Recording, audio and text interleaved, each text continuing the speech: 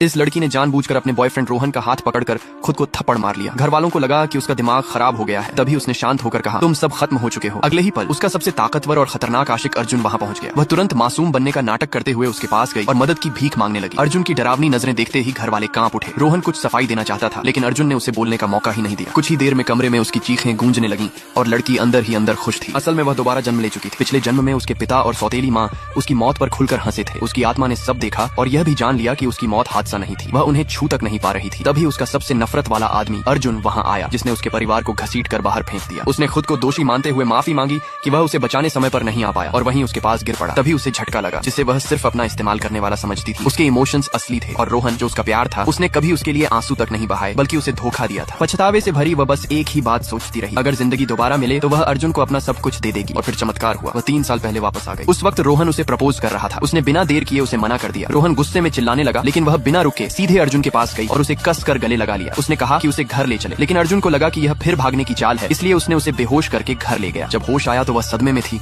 और फिर खुद को बिस्तर से बंधा पाया। पहले वह उसके कंट्रोल को नहीं समझ पाई थी, लेकिन अब उसे लगने लगा कि यही उसका प्यार है। उसने अर्जुन से कहा कि वह अब कभी नहीं भागेगी और दोनों साथ रात बिताते हैं। सुबह अर्जुन को फिर भी भरोसा नहीं होता। उसे लगता है कि लड़की सिर्फ उसे ढीला करने के लिए नाटक कर रही है। बाहर जाते वक्त वह फिर चेतावनी देकर जाता है कि भागने की कोशिश मत करना, लेकिन उस दिन लड़की ने ठान लिया था कि वह उसके लिए खाना बनाएगी। नौकर की इजाजत से वह सामान लेने बाहर जाती है, लेकिन ज्यादा सामान लेने के कारण देर हो जाती है। इसी बीच अर्जुन जल्दी घर लौट आता है और उसे न पाकर गुस्से में बाहर निकल जाता है। तभी वह लड़की वापस आ जाती है। उसे पता चलता है कि अर्जुन उसे ढूंढने गया है, तो वह घबरा जाती है, क्योंकि पिछले जन्म में आज ही के दिन वह गंभीर रूप से घायल हुआ था। अब वह उसे बचाने के लिए तुरंत बाहर दौड़ पड़ती है।